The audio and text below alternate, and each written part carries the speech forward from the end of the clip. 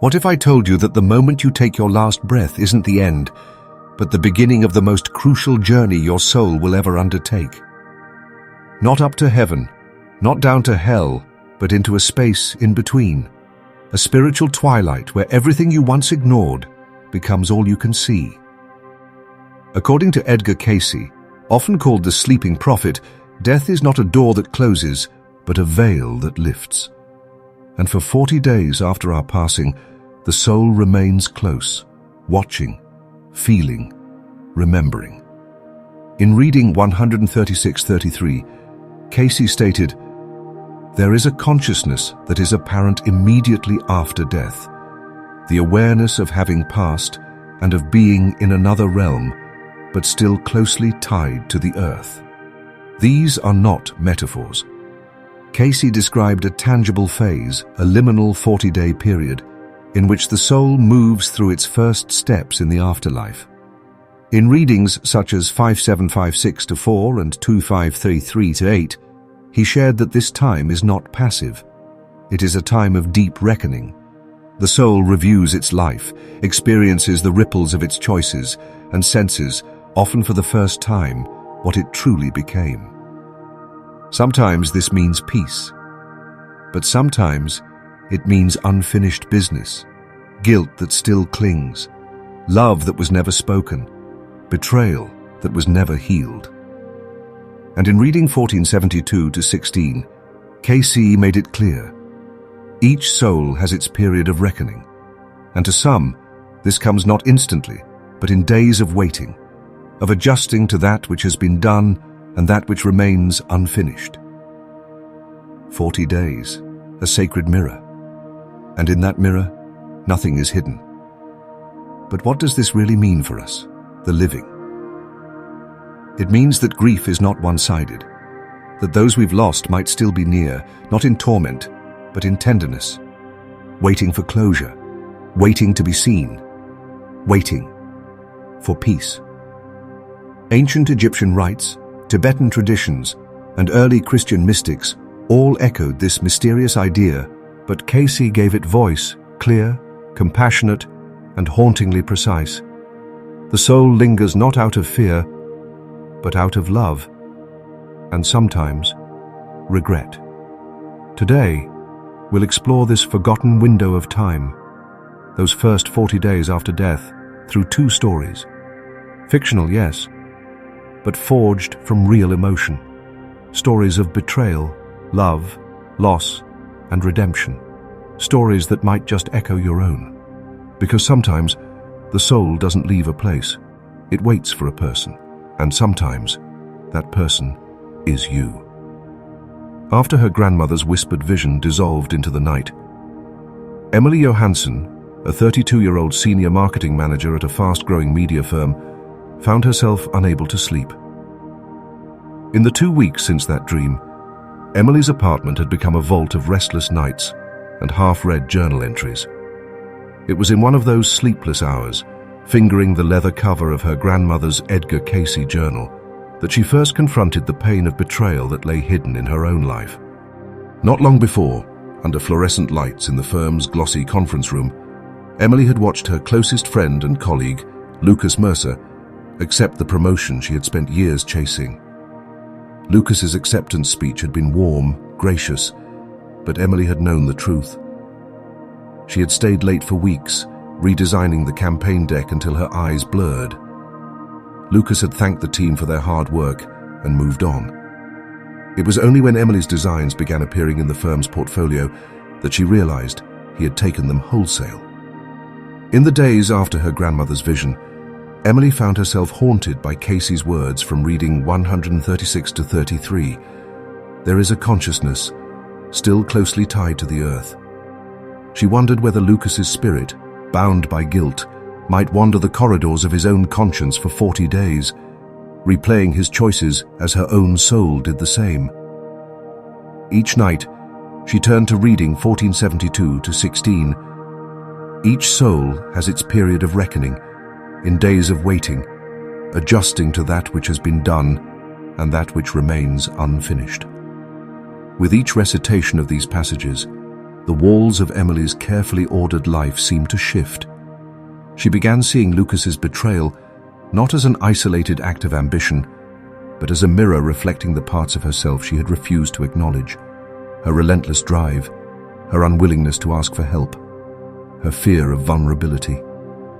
If Lucas's betrayal was a reckoning for him, Emily realized, then her own reckoning was just beginning.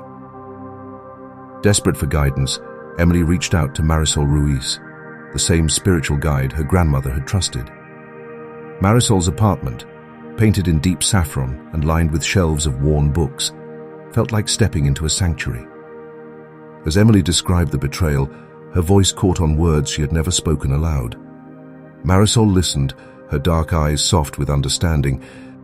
"There are no coincidences," Marisol said, lighting the first wick. "Cayce teaches us that the soul's journey after death, in those sacred 40 days, is one of reflection and release. But the living are entwined in that process too. Your heart is seeking closure, even if you do not know it yet." Under Marisol's gentle guidance, Emily began a simple ritual each morning at dawn. She wrote a letter, not to accuse Lucas, but to name her own hurt and the lessons she had learned. She burned the letters one by one under Marisol's watchful gaze, the pages curling into ash that drifted away like old regrets. Each flame carried with it a fragment of Emily's pain, and with each sunrise, she felt the blinds of her heart lift ever so slightly. On the 10th day, Emily awoke to a text message that made her breath catch. "I can't stop thinking about what I've done. Can we meet?" Lucas.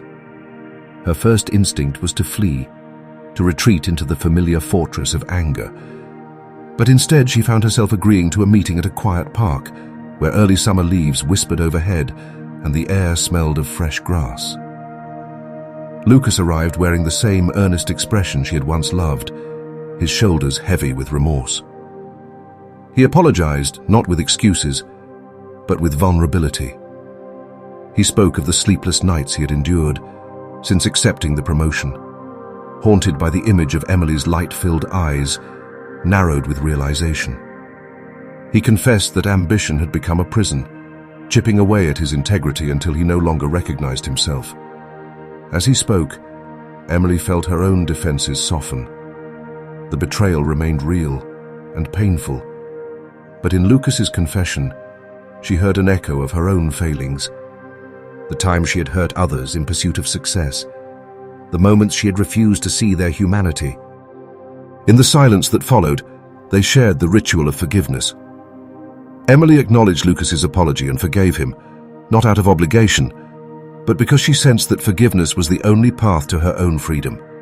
He, in turn, apologized for robbing her of her achievement and vowed to make amends. That evening, Emily dreamed of a vast marble hall lined with mirrors. Reflected in each mirror was an aspect of her life: the ambitious student, the devoted granddaughter, the betrayed friend. At the end of the hall stood her grandmother's spirit, bathed in soft light.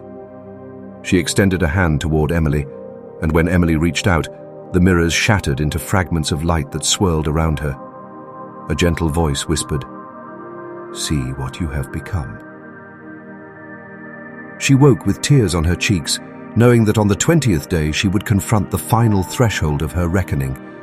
According to Cayce's reading 2533:8, the soul finds the face of the Father in all things, only after passing through its reflections. Emily realized that to see that face, to glimpse unconditional love, she needed to look at her own reflection with compassion. On the 30th day, Emily returned to her grandmother's oak desk and opened a fresh journal. She wrote not of betrayal or anger, but of gratitude, for the lessons learned, for the resilience discovered, and for the unexpected gift of forgiveness. She penned a prayer. "Divine Source, guide my soul through these days of reckoning. Help me see each mirror as a step toward love. May I release the past and welcome the light beyond the veil." She placed the journal before a single candle and allowed the flame to dance over the words.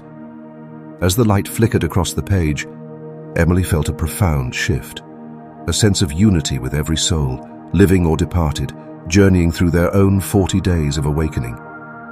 On the 40th dawn, Emily walked to the lakeshore where she and Lucas had once shared morning coffees. She carried with her the final letter she had written to herself, reading it aloud. "I release you, Emily. I release the past, the pain, the doubts. Go in peace." She folded the letter and let the wind carry it across the rippling water. As the paper drifted away, Emily felt the first true breath she had taken in 40 days, filled not with sorrow, but with hope. The betrayal that had once felt like a cavernous wound now lay behind her, a pathway that had led to deeper compassion and renewed purpose. In the days that followed, Emily returned to her work with a calmer heart and a wiser spirit. She mentored junior colleagues, reminding them that ambition must be tempered with integrity. She spoke openly about her own journey, how a season of reckoning had revealed the power of forgiveness and the resilience of the soul. And each dawn, she lit a candle by her grandmother's journal, honoring the sacred space where life and death, grief and grace, betrayal and redemption had converged into a single, transformative journey. By weaving Cayce's teachings into her own story, Emily not only healed her wounded heart, but became a living testament to the soul's hidden revelation, that in the first 40 days after death, and in every moment of life, the true journey is not toward an end, but toward awakening. Emily stood at the water's edge, watching the morning sun fracture across the lake's glassy surface. In the hush of that dawn, she felt the echo of Cayce's wisdom settle in her bones. He taught that after death, and in every moment of profound change, the soul engages in a review of life. Reading 160:18, a gentle yet unflinching reflection that reveals where we held back love or clung too tightly to fear. In Emily's case, betrayal had cracked her heart wide open, and forgiveness had poured in like sunlight through a broken pane. Edgar Cayce described this liminal period as one of adjustment and awakening, where we learn to see ourselves not through the lens of pride or shame, but through the greater tapestry of spirit and service.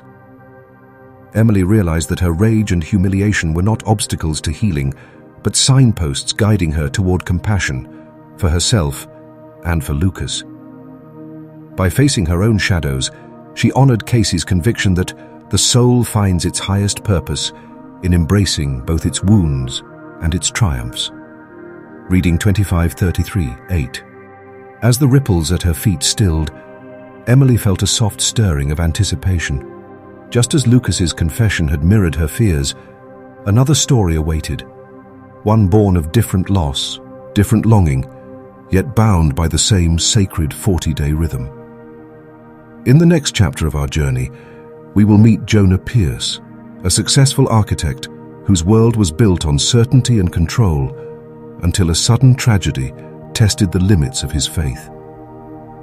His path will lead him through the silent corridors of grief into a surprising revelation about love's enduring power beyond the veil. But first, Emily lifted a stone from the shore, a smooth pebble warmed by the sun, and held it in her palm. It reminded her that even the heaviest burdens can be shaped by time, smoothed by forgiveness, and carried forward as a testament to what we've learned. She placed the pebble back into the lake and watched it sink, imagining her own pain descending into the deep, making space for hope to rise. With each breath, Emily stepped further from the past and closer to the promise that Cayce whispered across centuries, that our souls, in the days of reckoning, discover not only what we have done, but who we are meant to become. And now, as Jonah's story beckons, we'll see how another soul confronts its own reckoning, and how spirituality can illuminate even the darkest nights of the heart. Jonah Pierce built his life on precision. As a celebrated architect in Boston, he crafted soaring glass towers and sleek urban complexes that doubled as canvases for his exacting vision. He measured every angle, double-checked every blueprint, and believed that control was the ultimate form of security. Yet when his partner, Marcus Aldridge, quietly siphoned off Jonah's signature design to pitch to a rival firm, the betrayal landed like a seismic shock. Within days, Jonah's firm unraveled, contracts vanished, and his reputation lay in fragments. 3 weeks later, as cold March rain tapped against his penthouse windows, Jonah learned of his wife Elena's death. A pedestrian struck by a speeding car during her evening jog, an accident so senseless it seemed to mock the very notion of order. In a single moment, the steady rhythm of his life fractured into chaos. His world of steel and glass offered no refuge for grief. Every hard edge reminded him of the life he thought he controlled, slipping through his fingers like sand. On the night she died, Jonah barely slept. In the darkness, he scrolled through old messages on his phone, photos of weekend hikes, Elena's bright smile reflected in lakeside waters, the way she would sketch together in their small home studio. He remembered her gentle hand on his arm when she first saw his glass-walled winter garden, her quiet admiration turning his meticulous lines into something alive. Now her voice was gone, the echo of her laughter a phantom in the empty apartment.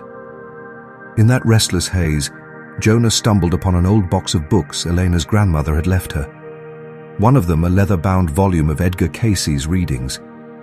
He flipped to reading 57564, where Cayce described the soul's journey in the first 40 days after death as a period of soul review and adjustment, a delicate dance between earth and spirit. The words seemed to pulse with an unspoken promise that Eleanor's soul might linger, weaving through the spaces they had once shared, urging Jonah towards something he could no longer define as control. The next morning, Jonah drove to a small chapel near the Charles River, an austere brick building with simple wooden pews and tall windows overlooking the grey water. He carried the journal in one hand and a single white rose in the other. Inside, he settled onto a bench and opened the journal to Reading 13633.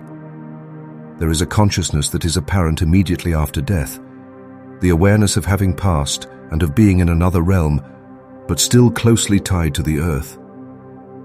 His throat tightened as he read the words aloud, his breath echoing in the hush. He stayed until the chapel's lone candle guttered to a soft glow. Then, guided by a sudden impulse, he walked into the courtyard, laid the rose atop a bench, and whispered, "Elena, if you can hear me." The sky held its breath, waiting for a reply. Over the next days, Jonah's grief surfaced in waves. He avoided his old firm's offices, shut down his email, and spent hours wandering Boston's quieter streets as though the city itself might offer meaning. At home, the space felt too large without Elena's laughter filling the corners. So he turned to Cayce's journal again, seeking structure in a spiritual pattern he barely understood. Reading 1472-16 spoke of days of waiting, adjusting to that which has been done and that which remains unfinished. 40 days. He counted each dawn as if marking the pulses of his own fractured heart. On the 10th day, a dream jolted him awake.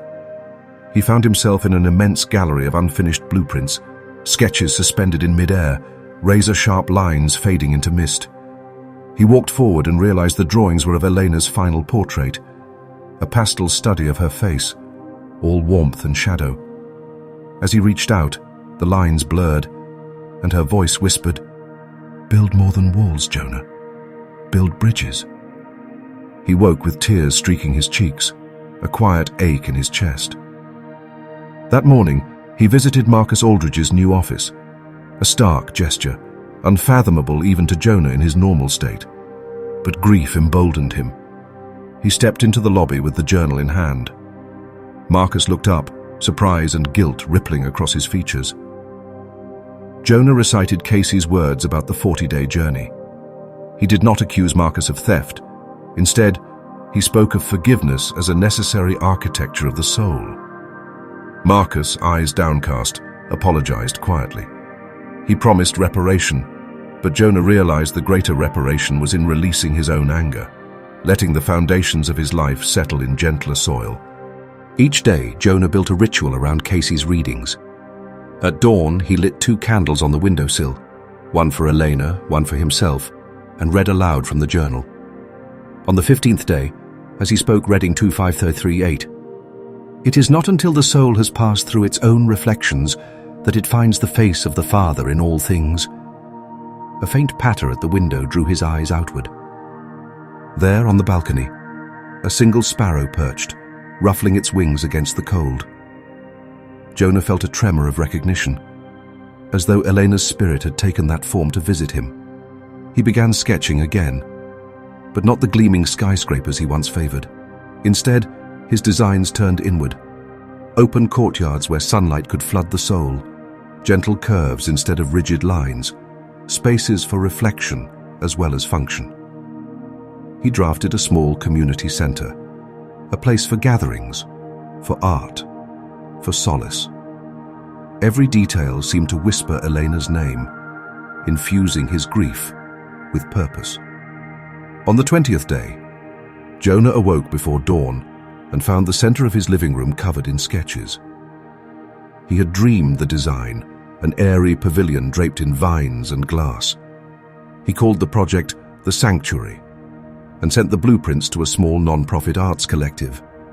As the organizers wrote back with gratitude and excitement, Jonah felt a surge of warmth. He realized that through his pain, he could create something that mattered, a living tribute to Elena's spirit and a gift to others. That night, he dreamed again. This time he stood at the edge of a vast lake at twilight. On its still surface, stars reflected as if the sky had fallen into water. Walking across the glassy expanse, he saw a figure in white waiting at the center. Elena, radiant and serene. She reached for him, and as their hands clasped, he felt her voice within his mind. "You found the bridge." Then the lake rippled, and she was gone.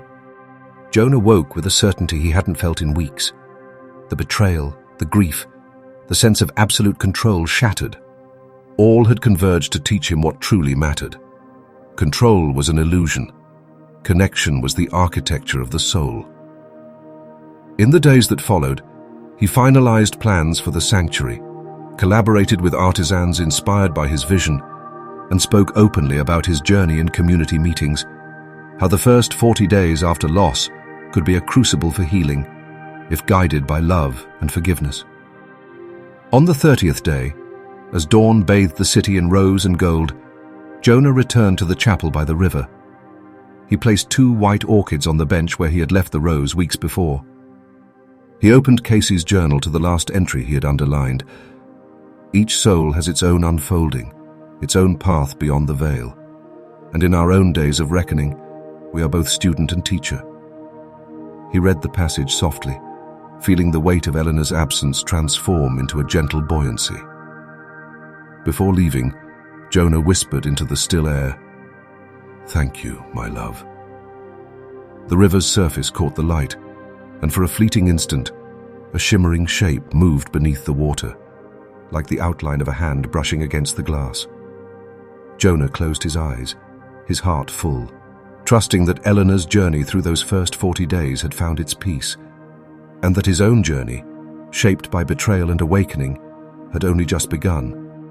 When the 40th day arrived, Jonah opened his sketchbook and wrote a final note beside the plans for the sanctuary.